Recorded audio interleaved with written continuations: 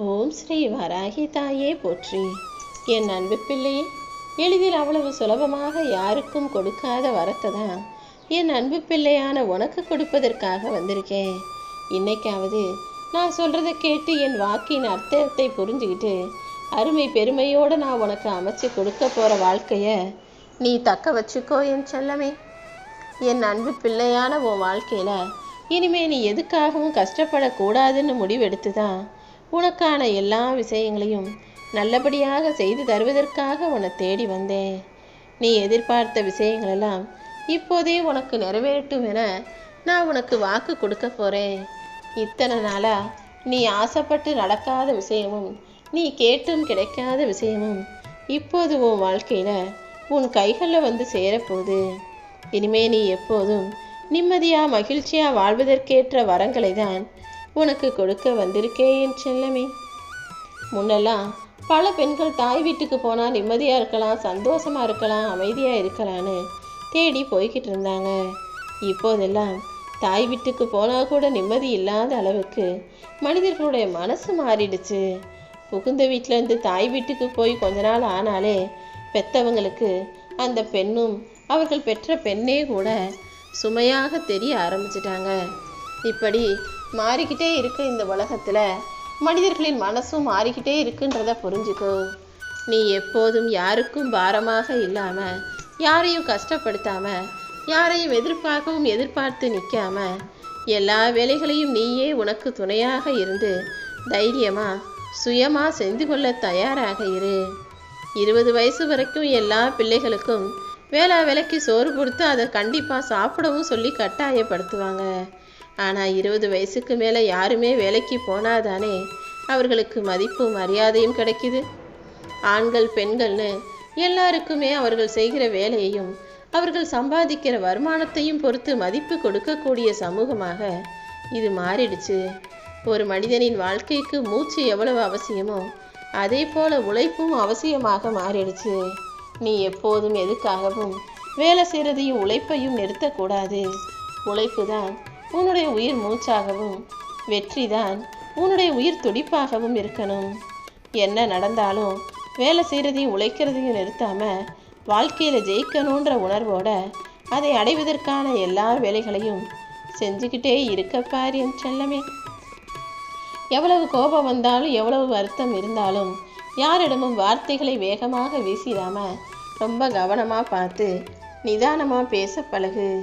நீ வாழ வேண்டிய வயசில் உன் வாழ்க்கையில் வசதி இல்லை. ஆனால் இப்போதாவது நீ உழைச்சினா கூடிய சீக்கிரம் வசதி வந்து உன் வாழ்க்கையை நீ நினச்சது போல் சந்தோஷமாக வாழ முடியும். ஏன் அப்படி சொல்கிறேன்னா, சில பேர் ரொம்ப மெத்தனமாக அலட்சியமாக இருந்துருவாங்க. நடுத்தர வயசையெல்லாம் கடந்த பிறகு பொறுப்பு வந்து காசு சேர்த்து வைக்கணும்னு முடிவெடுத்து அவங்க சம்பாதிச்சு ஒரு நல்ல நிலைமைக்கு வர்றதுக்குள்ள அவங்களுக்கு வயசாயிடும். வசதி வரும்போது வயசு இல்லைன்னா அப்புறம் சம்பாதிச்சதை வச்சு என்ன சந்தோஷமாக வாழ முடியும்? அதனால தான் இப்போதே உனக்கு வயசு இருக்கும்போதே உன் வேலை வாய்ப்புகளை அதிகப்படுத்தி வருமானத்தை அதிகப்படுத்தி வசதியை பெருக்கிக்கோ. நீ நினச்சது போல சந்தோஷமாக வாழ தயாராக இரு. யாருடைய தயவையும் எதிர்பார்க்காம நீ நிம்மதியாக வாழணும்னு சொல்கிறேன் என் செல்லமே. உனக்கு என்ன தேவைனாலும் எது வேணும்னாலும் இந்த வராகியம்மா என்கிட்ட வந்து சொல்லு. உனக்கு தேவையானதை வரமாக கொடுப்பதற்காக நான் காத்துக்கிட்டு இருக்கேன். உன் எதிரியாக நிற்பவனை கூட மன்னிச்சிடலாம். ஏன்னா அவன் எப்போ என்ன பண்ணுவான்னு நீ கவனிச்சுக்கிட்டே இருப்ப, தயாராக இருப்ப. ஆனால் உன் கூடவே இருக்கிற துரோகியை நீ ஒருபோதும் நம்பக்கூடாது. அவன் வேணும்னே உனக்கே தெரியாமல் உன் கூடவே இருந்து நல்லது செய்கிறது போல உன்னை கீழே பிடிச்சி தள்ளி விட்டுருவாங்க. அப்படிப்பட்ட துரோகியை மன்னிக்காதே என் செல்லவே. அவன் எப்போ உன்னை கவுத்து விடுவான், எப்போ உன்னை கீழே தள்ளி விடுவானே தெரியாததுனால நீ எப்போதும் உன்னை சுற்றி இருக்கக்கூடிய துரோகிகளிடம், நீ நம்பிக்கை வச்ச மனிதர்களிடம் கொஞ்சம் கவனமாக இருந்து தான் ஆகணும். சாப்பிடக்கூட மறந்து உன்னையே நீ மறந்து உன் உடம்ப கூட பார்த்துக்காம கஷ்டப்பட்டு உழைன்னு நான் சொல்லவே மாட்டேன். ஏன்னா உழைப்பதே நல்ல உணவை உண்பதற்காக தான், வாழ்க்கையை ரசித்து வாழ்கிறதுக்காக தான்றதை மறக்காத. நல்லா சாப்பிடாமல் நிம்மதியாக தூங்காமல் நீ வேலை செஞ்சு அப்புறம் நாளைக்கு எல்லாம் சம்பாதிச்ச பிறகு அதை அனுபவிக்க முடியாத அளவுக்கு உடம்பு கெட்டு போயிடும். அதனால என்னதான் நீ ஓடி ஓடி உழைச்சி பணம் சம்பாதிச்சாலும் அதை வச்சுக்கிட்டு நிம்மதியாக வாழ முடியுமான்னு யோசிச்சு வாழ்க்கையும் ரசிச்சுக்கிட்டே வாழ்க்கையை சம்பாதிக்க யோசி. ஏன்னா எவ்வளவு காசு சம்பாதிச்சு கோடி கோடியாக சேர்த்த மனிதனும் கூட யமன் கூப்பிட வந்தால் அவன் பின்னால் போய் தான் ஆகணுமே தவிர யமனுக்கு காசை கொடுத்து வாழ்நாளை தள்ளி போட லஞ்சம் கொடுக்க முடியாது. அதனால் இருக்கிற வரைக்கும் உன் வாழ்க்கையை நிம்மதியாக சந்தோஷமாக வாழ்ந்துக்கிட்டே அதே நேரத்தில் உனக்கான சம்பாத்தியத்தையும் சேர்த்து வைக்க பழகு. எந்த ஒரு மனிதனும் தேவைக்கு மேலே அதிகமாக சம்பாதிக்கணும்னு நினைக்கக்கூடியவனாகத்தான் இருக்கான். பறவைகளோ விலங்குகளோ ஒருபோதும் தேவைக்கு மேலே எதையும் போய் தேடி சேர்த்து வைக்கிறதில்ல. ஆனால் இந்த மனிதர்கள் மட்டும்தான் எவ்வளவு ஆசை வந்தாலும் தீராமல், எவ்வளவு தேவைகள் வந்தாலும் அதை நிறைவேற்றிக்கிட்டு அடுத்து அடுத்து அடுத்துன்னு தேடிக்கிட்டும் சம்பாதிச்சுக்கிட்டும் கஷ்டப்பட்டுக்கிட்டுமே இருக்காங்க. இப்படியே ஓடி ஓடி தேடி தேடி கடைசியில் எதை தேடுறோம், என்ன தேடுறோம், எதுக்காக தேடுறோம்னே தெரியாமல் வாழ்க்கையை அனுபவிக்காமல் ரசிக்காமல் சந்தோஷப்படாமலேயே வாழ்க்கையை வாழ்ந்து முடிச்சிடுறாங்க என் செல்லமே. ஒரு மனிதனுக்கு ஆசை வந்துருச்சுன்னா அது அவனை நிம்மதியாக வாழவும் விடாது, சாகவும் விடாது. ஆசைகள் என்பது அவசியம்தான்.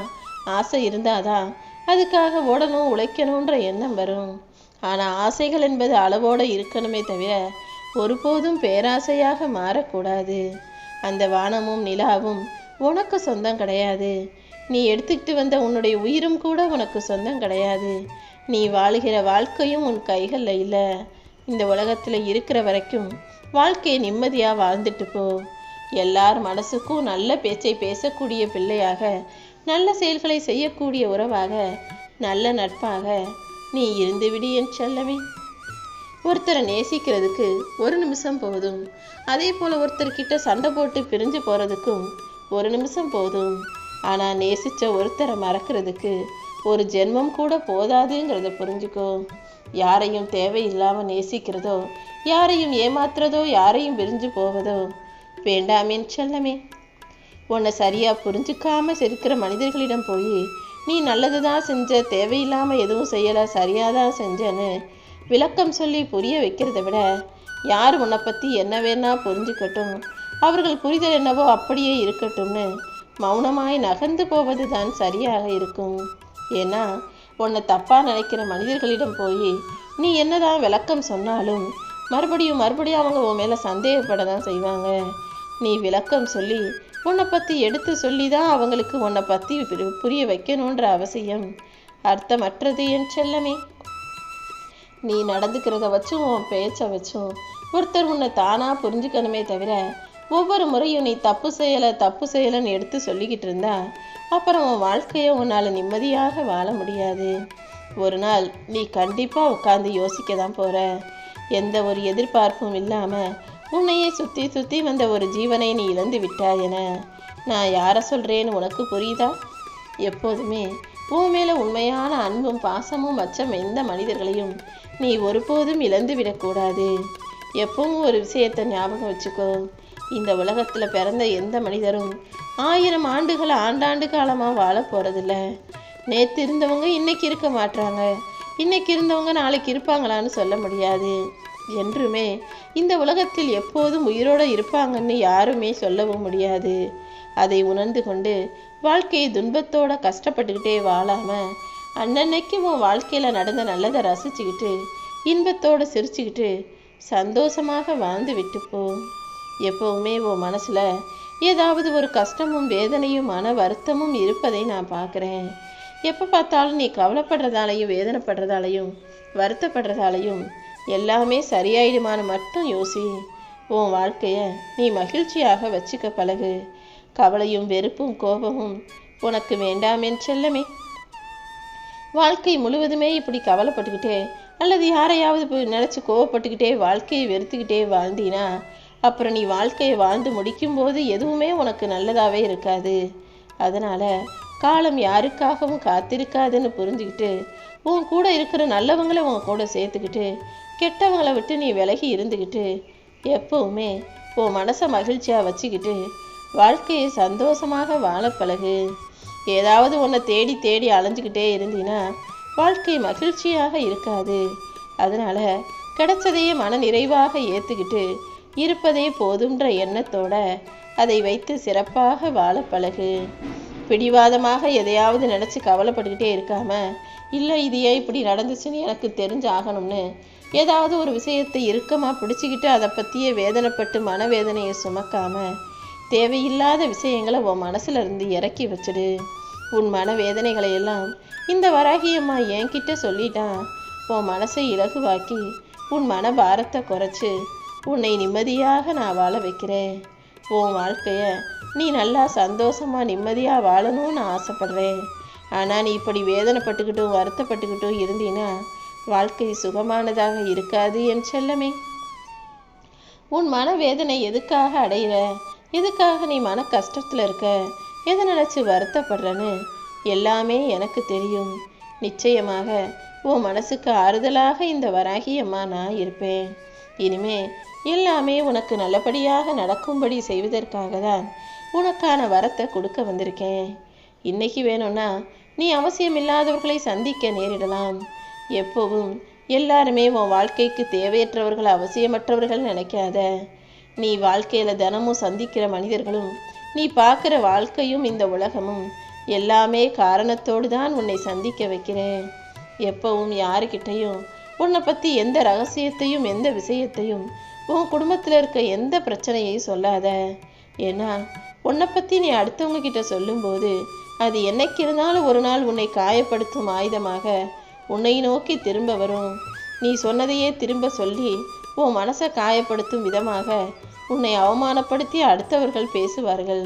அதனால எப்படிப்பட்ட மனநிலையில் இருந்தாலும் உன் வாழ்க்கையில் நடக்கிற எந்த விஷயத்தையும் யாரிடமும் சொல்லாமல் கவனமாக இருக்க பழகு. ஒவ்வொரு நாளும் நீ உன்னுடைய செயலையும் வார்த்தைகளையும் நிதானமாக வச்சுக்கணும். யாரையும் நம்பி எந்த பிரச்சனையிலையும் போய் மாட்டிக்காத.